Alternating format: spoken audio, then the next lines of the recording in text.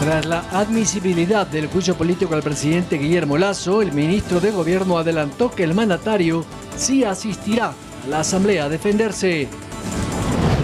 Hombre bomba en Guayaquil fue desactivado por la policía luego de 3 horas de terror que vivió un empleado de una joyería de Sauces 9. A 17 muertos ascendió la tragedia de la UCI 4 días después del hecho. Los equipos de rescate intentan buscar más cuerpos mientras se trabaja en la remoción de escombros. En deportes, el ecuatoriano William Pacho fue presentado como nuevo refuerzo del Eintracht Frankfurt por un valor de $9.7 millones y su contrato tendrá vigencia hasta el 2028. En lo internacional, el gobierno mexicano de López Obrador busca responsables del incendio de un centro de retención de migrantes en Ciudad Juárez que provocó la muerte de 38 migrantes.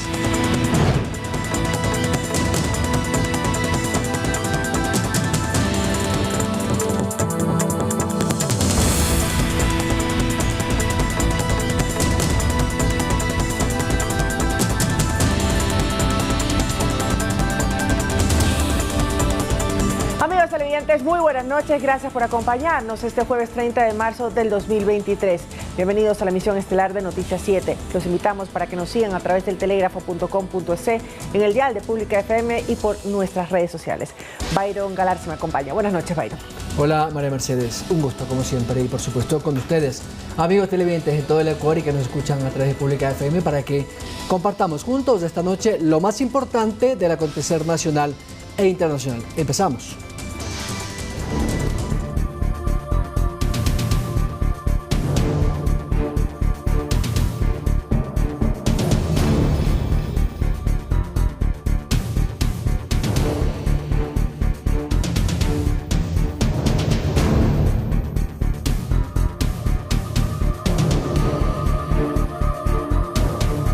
Iniciamos luego de la admisibilidad parcial al juicio político en contra del presidente Guillermo Lasso por parte de la Corte Constitucional. Los ojos se direccionan a la Asamblea, en donde continuará este proceso. Carolina Basante nos cuenta el ambiente legislativo en el siguiente informe.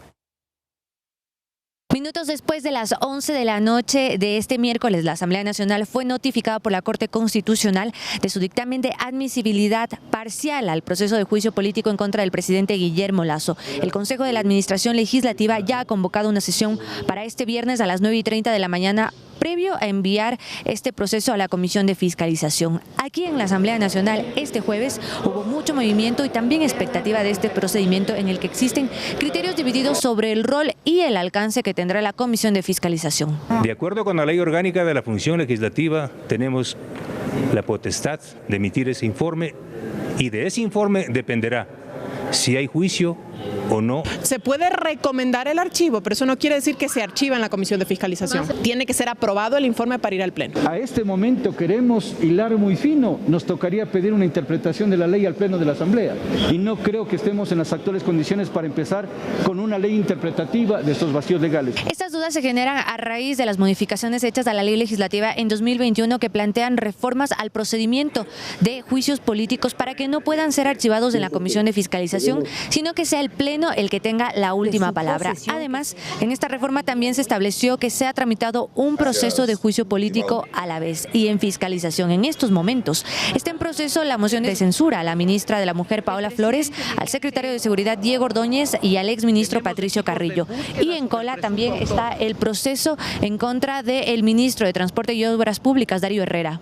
Y si ya hemos abocado conocimiento del juicio del ministro de Transportes y Obras Públicas y llega el juicio al presidente, nosotros tenemos que hacer una consulta al Pleno y nosotros no podemos suspender un juicio político en contra de un ministro que está en marcha, porque eso significaría vulnerar el debido proceso. Porque la ley es clara, dice, no podrá conocer otro juicio político mientras haya uno en curso. Y a renglón seguido, el artículo 90 dice, abocará conocimiento de inmediato. Por lo tanto, esto tendrá que resolverse a futuro. En todo caso, los cabildeos, las sumas y las restas ya se hacen aquí en la Asamblea Nacional en este proceso histórico de censura a un presidente no visto en 90 años. El ministro de Gobierno, Henry Cucalón, se refirió al juicio político y señaló que el primer mandatario acudirá al legislativo para desvirtuar la acusación de un supuesto peculado. Según Cucalón, esa causal no tendría fundamento. Un presidente de la República que respeta la decisión de la Corte Constitucional, porque estamos en un Estado de Derecho, más allá que no la comparte, y la decisión firme de defenderse, de acudir a la Asamblea Nacional para desvirtuar este proceso de juicio político que no tiene fundamento alguno. Esta acusación de peculado que terminó siendo procesada por la Corte Constitucional, que ni siquiera se refiere a su periodo de gobierno.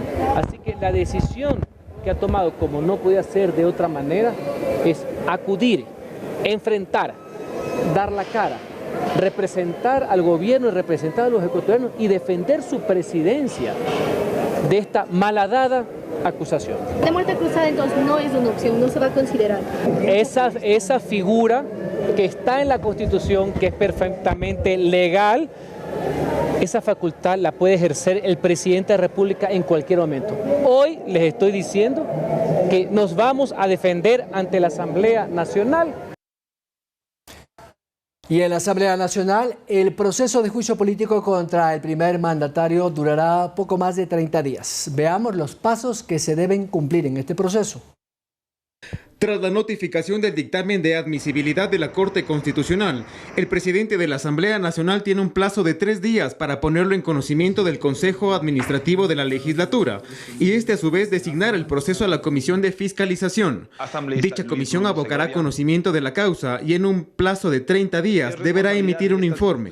Dentro de este plazo, la comisión tiene 10 días para recabar pruebas de cargo y descargo. En los próximos 10 días podrá solicitar pruebas adicionales y en 10 días más deberá remitir de manera improrrogable al presidente del Legislativo un informe motivado que explique las razones para recomendar o no un juicio político contra el primer mandatario. Una vez remitido el informe, el titular de la Asamblea tendrá 3 días para la difusión del mismo a los legisladores. Transcurridas 48 horas después de la difusión, Virgilio Saquicela, en un plazo de 5 días, deberá incorporar el informe para su tratamiento en el Pleno del Legislativo. En la sesión del Pleno, los asambleístas interpelantes podrán justificar la acusación durante 2 horas sobre la base de las pruebas sustentadas en el informe. El jefe de Estado tendrá 3 horas para presentar sus alegatos de defensa. Después, cada parte tendrá 1 hora más para la respectiva réplica. Presentados sus alegatos, el presidente Guillermo Lasso deberá retirarse del Pleno y empezará el debate, donde todos los asambleístas podrán intervenir por 10 minutos sin derecho a réplica. Concluido el debate, el presidente de la Asamblea, en un plazo de 5 días, convocará a una sesión plenaria para emitir una resolución motivada. De no presentarse en dicha sesión una moción de censura y destitución, automáticamente se archivará la solicitud. Para la aprobación de la moción de censura se requieren 92 votos afirmativos y el primer mandatario será destituido. Si no se logran los votos necesarios, se archivará la solicitud y en ningún caso se podrá proponer un juicio político por los mismos hechos. Edison Saavedra, Noticias 7. Hace 200 años. La Corte Constitucional admitió solamente una de las 3 causales propuestas en la Asamblea para enjuiciar políticamente al presidente Lasso. En la siguiente nota conoceremos de qué se trata esta acusación. La solicitud de juicio político señala un supuesto peculado en un contrato de la empresa pública Flota Petrolera Ecuatoriana Flopec. En el caso del juicio político, los legisladores sostienen que el presidente está involucrado en una presunta estructura de corrupción que perjudicó a las arcas estatales y señalan 9 hechos relacionados con Flopec y un contrato con la compañía Amazonas Tanker. De acuerdo a lo manifestado, existe un informe de Contraloría que alertó que los contratos con esa empresa eran perjudiciales para el Estado, pero por supuestas presiones de Hernán Luque, exgerente de ENCO, se habría renovado. El vínculo con el presidente Lasso es que él fue quien designó a Luque como gerente. El presidente de la República le nombró al señor Luque, que a su vez nombró al gerente de Flopec. Le quieren acusar al presidente de la República, pero no hay ninguna conexión. Quiero advertir que no existe un informe con responsabilidad penal de la Contraloría General del Estado. Para sostener esta causal se usaron audios divulgados por un medio digital que son recogidos en el dictamen de la Corte, que sostiene que los hechos descritos específicamente en esta causal no incurren en incoherencias ni se refieren a hechos infundados, por lo cual es admisible para el juicio político, pero también señala que este pronunciamiento no supone ninguna clase de pronunciamiento sobre la veracidad de los hechos, la valoración de la prueba, la materialidad de la infracción, ni la responsabilidad política, penal o de otro tipo. Por lo que ahora queda en manos del legislativo el proceso. Quienes plantean el juicio político tienen ahora que probar. Carolina Basante, Noticias 7. Y la inestabilidad política en la que se sumergería el Ecuador tendría efectos económicos. Según analistas, el riesgo país podría superar los 2.000 puntos en los siguientes meses. Mientras en la Asamblea se debate si el presidente debe continuar o si se aplicará la muerte cruzada para disolver al legislativo, los inversionistas extranjeros nos miran con preocupación. La inestabilidad a la que hacen eco los analistas económicos generará consecuencias, la más tangible, que ascienda el riesgo país. No hay inversionista alguno que ponga la mirada en el Ecuador, ni diríamos casi ni un turista, porque obviamente lo que eso significa es que aquí hay un proceso de convulsión social donde no puede haber tranquilidad que todos buscamos. Este es un indicador que mide qué tan atractivo es el Ecuador para los inversionistas y qué tan dispuestos están a traer su dinero acá. Nuestro riesgo país actual es de 1.950 puntos. Lo que lo convierte en el tercer país de la región con el puntaje más alto, superado por Venezuela y Argentina. En abril del 2021, el indicador oscilaba en los 800 puntos, pero con la incertidumbre política, analistas sugieren que superaría los 2.000 puntos.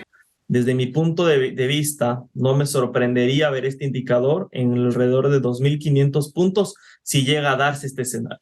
Además, afectarían las fuentes de financiamiento. Nosotros estaríamos hablando que tenemos de momento 19 puntos sobre la tasa básica de los Estados Unidos y eso significa prácticamente imposibilidad de obtener un crédito. A nivel interno, tampoco se recomiendan inversiones a largo plazo. Por eso lo mejor ahora es cuidar ese capital, destinarlo un poco al consumo para dinamizar la economía y mantenerlo en inversiones de corto plazo. Los expertos agregan que si la situación empeora, por ejemplo con un nuevo paro, la economía volvería a ser la principal víctima. Lautaro Andrade, Noticias 7.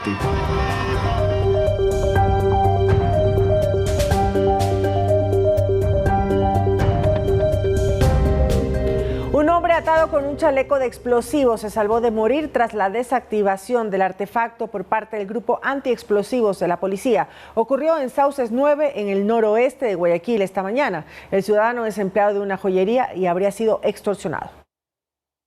Eran las 8 de la mañana en el popular sector de Sauces 9, en Guayaquil, junto al mercado de víveres. Los moradores se sorprendieron al observar a un hombre que caminaba de un lado a otro, amarrado con un chaleco lleno de cartuchos y alambres. El hombre gritaba que no se acerquen porque se trataba de explosivos, ante la alarma de los curiosos. El grupo antiexplosivos del GIT llegó al lugar a fin de tratar de desactivar los artefactos sin que explotaran y, por supuesto, mataran a la víctima. De las primeras investigaciones se trataría de una extorsión dirigida a los dueños de una joyería del sector, cuyo empleado habría sido secuestrado la noche anterior, según se ve en estas imágenes captadas por cámaras de seguridad cuando 3 hombres lo interceptan. Sí era explosivo. Bueno, el grupo de intervención y rescate ha actuado en todas las alertas de explosivos que hemos tenido. El señor ya está a buen recaudo. La policía encontró además un dispositivo en pocos metros del hecho, en una estatua, que sería aparentemente el detonador de la carga explosiva. Los moradores de Sauces, que prefieren el anonimato, denuncian que las extorsiones de los comerciantes son una constante. 2 camionetas, lo dejaron amarrado, abrieron el local y salieron y lo dejaron otra vez bonito ahí. ¿Abrieron el local?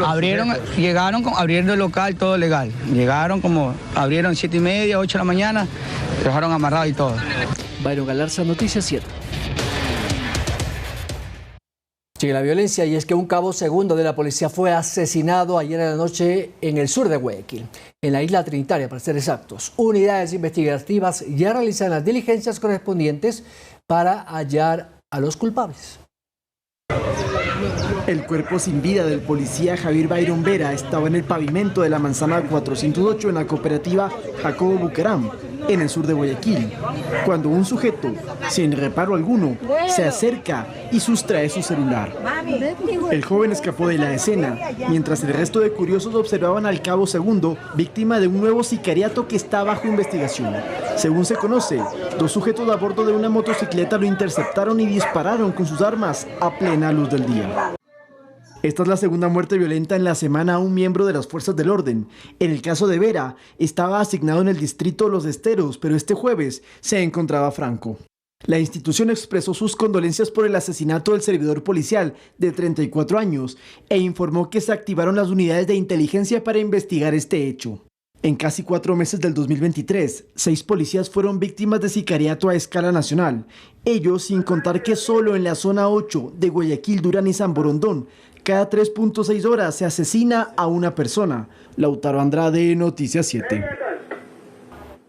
La policía también busca a los autores intelectuales y materiales del asesinato del director del hospital Delfina Torres Concha de la ciudad de Esmeraldas. Sicariato aquí en el Carlos Concha, sicariato. Rubén Hernández, gerente del Hospital Delfina Torres de Concha en Esmeraldas, fue asesinado con varios disparos cuando se dirigía a su domicilio. Han levantado varios indicios balísticos del lugar de la escena. 3 impactos de bala. ¿En qué sector? En cabeza y tórax. La víctima habría sido llevada de urgencia al hospital después del ataque y luego trasladado vía aérea a la ciudad de Quito, donde lamentablemente falleció. Hoy a las 18 horas en el sector de ingreso a Cananga, el señor gerente del Hospital del Sur, de aquí de la ciudad de Esmeraldas, fue víctima, interceptado por una motocicleta con 2 sujetos, quienes dispararon por varias ocasiones e impactaron al señor gerente del hospital, quien en este momento se encuentra en estado crítico. Por la situación médica y por la situación que está atravesando al momento, va a ser trasladado vía aérea hasta la ciudad de Quito. Según información preliminar, el crimen ocurrió en una calle concurrida del sur de la ciudad de Esmeraldas. Testigos afirmaron que 2 sicarios a bordo de una motocicleta serían los causantes de este nuevo hecho de sangre. Las unidades están operando en este momento, están realizando varios operativos en la ciudad para identificar a la motocicleta que está identificada en su momento con los causantes que se estaban trasladando y generaron el hecho violento. Esperamos poder detenerles. Estamos haciendo lo posible y todo lo que está a nuestro alcance para poder hacer la detención. El Ministerio de Salud Pública calificó el hecho de repudiable y se solidarizó con la familia del funcionario. El Ministerio de Salud Pública expresa su profundo pesar y condolencia a su familia, amigos y compañeros de trabajo. Paz en su tumba. Mientras tanto, la Policía Nacional informó que se realiza operativos de la localización y captura de los responsables.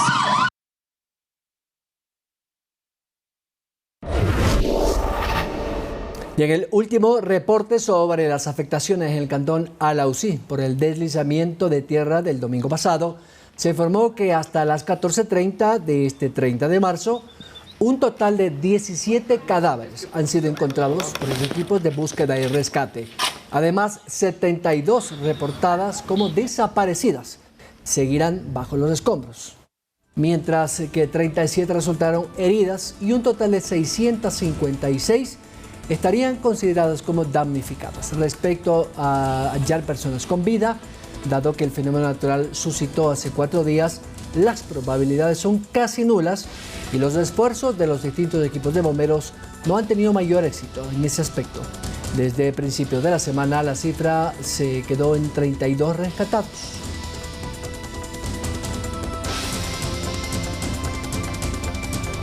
El Ministerio de Educación mantiene activos los protocolos para brindar ayuda a la comunidad educativa en Alausí. Entre los 17 fallecidos consta un estudiante. Tras el deslizamiento de tierra en Alausí, lastimosamente se registra un estudiante fallecido. Y para precautelar la seguridad de los menores, 4 instituciones educativas fueron cerradas por estar en zona de riesgo.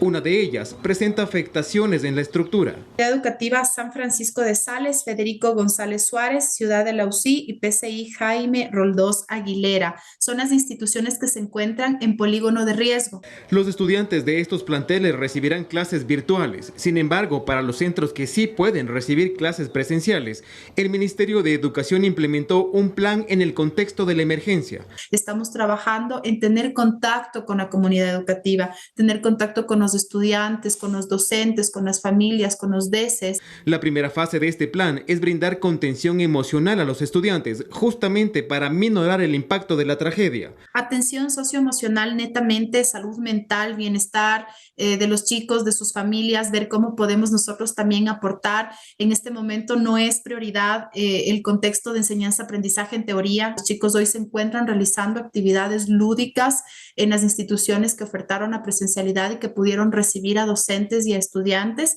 Como segunda fase, la malla curricular se adaptará a la emergencia, pues los menores no pueden recibir clases como el resto de los chicos. No podemos ampliarnos mucho porque estamos dentro de la realidad con horarios flexibles, con situaciones flexibles no solamente para estudiantes, sino también para docentes que se encuentran alejados del territorio de la institución. Entonces debemos trabajar conforme cada realidad institucional. Se analiza también adecuar espacios educativos temporales y brindar los materiales necesarios para que los menores reciban clases presenciales en el cantón afectado. Esta cartera de Estado también realiza un seguimiento de los menores y sus familias que salieron de Alausí y, de ser necesarios, se los trasladará a otros planteles. Edison Saavedra, Noticias 7. Y el Instituto Nacional de Meteorología e Hidrología, INAMI, señaló que se mantiene activada la alerta de lluvias y tormentas a escala nacional hasta el 4 de abril. En el litoral, las precipitaciones serán fuertes y extremadamente fuertes en las provincias de Guayas, Santa Elena, El Oro, Los Ríos, Santo Domingo, Esmeraldas y Manabí. Lluvias de variable intensidad se prevén en la región interandina como Bolívar, Cotopaxi, Carchi, Pichincha, Azuay y Cañar. Mientras que en la región amazónica se esperan lluvias en estribaciones de la cordillera y al pie de la montaña, especialmente en Sucumbíos, Napo, Pastaza y Morón de Santiago.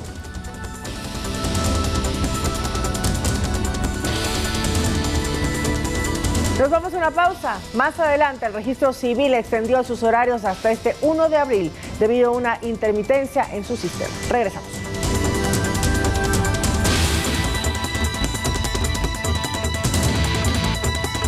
Síguenos en nuestras redes sociales, Facebook, Instagram y Twitter. Además, somos retransmitidos por Pública FM, Quito, Guayaquil y Cuenca en 105.3, Manta 88.1, Loja 90.5. Seguimos en nuestro espacio de entrevistas esta mañana. El titular de la cartera de Energía y Minas, Fernando Santos Alvite, se ha referido a las proyecciones petroleras del Ecuador para este año. Sin embargo, la producción no aumentaría por el inconveniente suscitado en uno de los campos del denominado bloque ITT. Este año se pensaba que un campo muy promisorio entre en producción.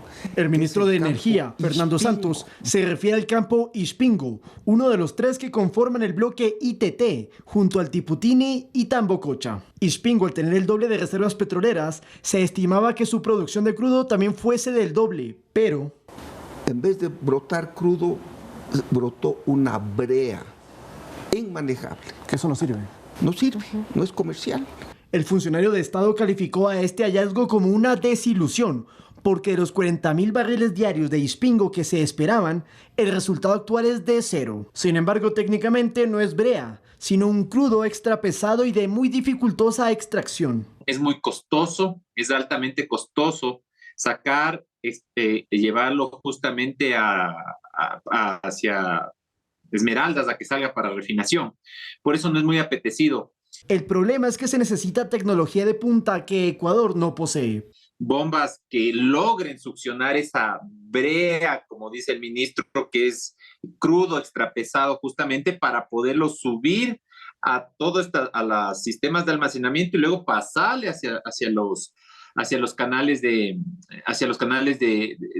cargar. Además, hay una resolución del 2013 que solo permite a Petroecuador explotar en el ITT. Hay compañías, especialmente en el Canadá, especializadas en manejar este tipo de crudo. Tenemos que hablar con la Asamblea, pero no podemos dejarlo botado porque sí hay petróleo, pero se necesita una técnica especial. El ITT, sin contar con Ispingo, ya genera 50.000 barriles diarios de petróleo. Para este 2023 la meta nacional era de al menos 500,000 de barriles diarios, pero con las condiciones actuales, eso parece que no se va a cumplir. Lautaro Andrade, Noticias 7. El Ministerio de Turismo reducirá en un 95% las tasas aéreas Ecodelta y Potencia Turística a partir del 1 de junio de este 2023, lo que representará un ahorro de hasta $45. Veamos de qué manera. A través de un acuerdo ministerial, el Ministerio de Turismo aprobó la reducción de las tasas Ecodelta y Potencia Turística a partir de este 1 de junio del 2023. Según el ministro de Turismo Nils Olsen, la finalidad de la medida es fortalecer la competitividad aérea del país. Somos un país caro para volar. Provocó que por el alto valor de los pasajes, volar sea un privilegio de pocos y no una opción para todos, como debería de ser. Hoy, estas tasas se reducen al 5% del valor del boleto aéreo. Actualmente, las tasas Ecodelta y Potencia Turística son de $50. La reducción de las tasas se da de la siguiente manera. Si el valor neto de su pasaje aéreo es de $100, la nueva tasa será de $5. La tasa antigua era de $50, es decir, una reducción del 95%. Mientras que la reducción en la tasa Potencia Turística, si el valor neto de su pasaje aéreo era del 100%, pasa a ser del 5%, un equivalente de $5.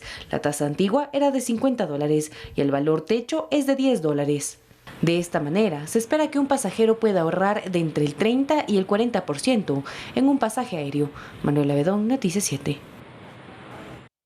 Y a través de la política de cielos abiertos, en el Ecuador se abrirá una nueva ruta de carga entre los aeropuertos de Quito y Los Ángeles, en Estados Unidos, a través de la aerolínea Avianca. Esto permitirá la exportación de productos nacionales en 2 frecuencias semanales, martes y viernes, con una capacidad de hasta 65 toneladas en cada vuelo. Los principales beneficiados serán las florícolas, exportadores de fruta, incluso los de pescado. El Registro Civil extendió sus horarios hasta este 1 de abril debido a la intermitencia que su sistema tiene, por lo que no se atendió a los usuarios durante el pasado martes 28 de marzo. El pasado martes 28 de marzo, el Registro Civil presentó problemas en su sistema para emitir las cédulas y pasaportes en sus oficinas de escala nacional. Goldi Montenegro, coordinadora zonal 9, explica que este inconveniente ya fue solventado. En sí es que podíamos enrolar y no imprimía el documento, o a su vez tenía la inconsistencia el momento que se estaba enrolando. Es por esto que la institución ha decidido atender en horarios extendidos a partir de este jueves 30 de marzo hasta el 1 de abril, de 8 de la mañana a 6 de la tarde hasta el día viernes y de 8 de la mañana a 5 de la tarde el día sábado, únicamente para aquellas personas que perdieron su turno el martes 28 y la mañana del miércoles 29. Tal vez no se acercaron por su trabajo, no se pueden acercar por su trabajo, temas de estudios, tantas situaciones que pueden presentárseles para que acudan el día sábado y sean atendidos con sus turnos del 28 y 29 de marzo. Sin embargo, para el resto de la ciudadanía que necesite sacar estos documentos deberá hacerlo a través de un turno en línea. Actualmente en la web, los turnos para cedulación se están emitiendo para la segunda y tercera semana de abril. Turnos para pasaportes para las primeras semanas de mayo. Sí, tenemos abierto las primeras semanas de mayo, hay turnos, tenemos todo mayo y todo junio, apertura de agenda. Las de grupos prioritarios, personas de tercera edad, personas con discapacidad no necesitan agendar un turno en línea, lo que genera malestar en la ciudadanía. 3 meses, porque lo hice por línea y yo en diciembre saqué mi turno y ahorita me van a atender recién. Entonces hay problemas con el sistema del registro civil, igual para la cédula también. Deberían arreglar eso porque a uno le hacen perder el tiempo bastante. Adicionalmente, las autoridades explican que muchos ciudadanos se acercan con turnos falsos que han sido vendidos por personas externas al registro civil. Le indican un turno adicional, no es un turno adicional, es la documentación que le están entregando, que cuando llegan a los módulos donde ingresamos al sistema no existe el turno. Entonces son documentación falsa que estamos reportando a Fiscalía diariamente. Manuela Bedón, Noticias 7. Otros temas, la exposición de diseño Casas Project se realizará en la capital con más de 40 diseñadores ecuatorianos que han creado espacios únicos con productos locales. Desde la entrada se puede ver la calidad y la creatividad de los espacios que se han abierto al público en Casas Project. Carolina León, directora del proyecto, nos cuenta que cada año la demanda va en aumento. Nosotros hacemos básicamente fue transportar eso que tú ves en las páginas en la vida real. Entonces generamos Casas Project, cogimos una casa abandonada y le dimos vida. En un principio teníamos solamente 12 diseñadores, el siguiente año tuvimos 24, ahora tenemos 38 y esta es la 5ª edición que estamos haciendo. Con muchos colores, texturas e implementos, cada espacio emana un sentimiento diferente a quienes lo visitan. De diferente este año, que obviamente cuando lo visiten lo van a ver, son diferentes texturas, diferentes revestimientos, en colores, y hay cosas que se van a repetir, pero claro, es mejor que la vivan a que lo vean. Encontramos un espacio donde se busca transmitir la disrupción con una combinación de materiales como el concreto, los metales y tapices. Move quiso crear pues un concepto basado en la disrupción, en la ruptura. Por eso podemos ver todo el diseño así un poco alocado que tiene Move. Por ejemplo, aquí también se encontraron mallas decorativas que ayudaron a caracterizar el espacio. Aquí pues nosotros hemos aportado poniendo como una mampara de separación nuestras mallas decorativas que normalmente las usamos como revestimientos, pero también como tienen 2 lados se puede usar como una mampara separadora. Algo que llama mucho la atención de la exposición este año es la variedad e intensidad de los colores. David Betancourt, director comercial de Pintulac, cuenta que en su paleta de colores existen cerca de 10.000 tonos. Siempre apoyando el diseño local, apostando a hacer cosas diferentes y que esta es una ocasión perfecta para que los diseñadores de interiores se atrevan a hacer algo que normalmente no lo hacen tal vez comercialmente. Para quienes desean visitar esta exposición, el costo es de $12 y estará abierto hasta este domingo 2 de abril, de 11 de la mañana a 7 de la noche. Manuela Bedón, Noticias 7. Y en otro tema, ¿sabía usted que la diabetes también puede provocar ceguera? La acumulación de glucosa en la sangre afecta a los ojos y genera un edema macular diabético. En la siguiente nota les contamos de qué se tratan estas enfermedades. Los altos niveles de glucosa en la sangre que provoca la diabetes producen daños en todo el organismo y el sistema de la visión no está exento. Una de las enfermedades importantes provocadas por la diabetes es el edema macular diabético que provoca la ceguera. Es una inflamación y el acúmulo de líquido en la zona de mejor visión que se llama mácula. Entonces, a medida que se va acumulando líquido en esta zona, la visión empieza a ser distorsionada, empiezan a aparecer manchas en el campo visual y puede culminar con ceguera inclusive.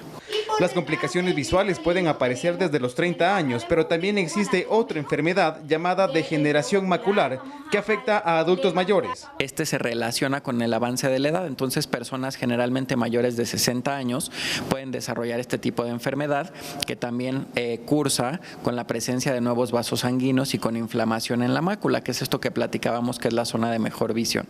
Es importante conocer que la ceguera no significa ver totalmente oscuro y se evalúa en una escala conocida como 20-200. Es decir, que lo que una persona sana puede ver a 200 metros, una persona enferma necesita estar a 20 metros para ver bien. Y tomamos ese punto de corte porque es cuando la gente ya no se puede vestir, ya no alcanza a ver los medicamentos para saber que se los tienen que tomar, ya no puede manejar, ya no puede cocinar. Por ello, es importante una evaluación permanente de los ojos. Entonces es muy importante que cualquier persona que viva con diabetes, independientemente si se siente bien o se siente mal, inclusive si tiene buen control de su glucosa, debe de acudir a revisión con el oftalmólogo por lo menos una vez al año. Dentro de los tratamientos existe uno como farísima que frene la enfermedad e incluso tendría la capacidad de revertir la discapacidad visual. Edison Saavedra, Noticias 7.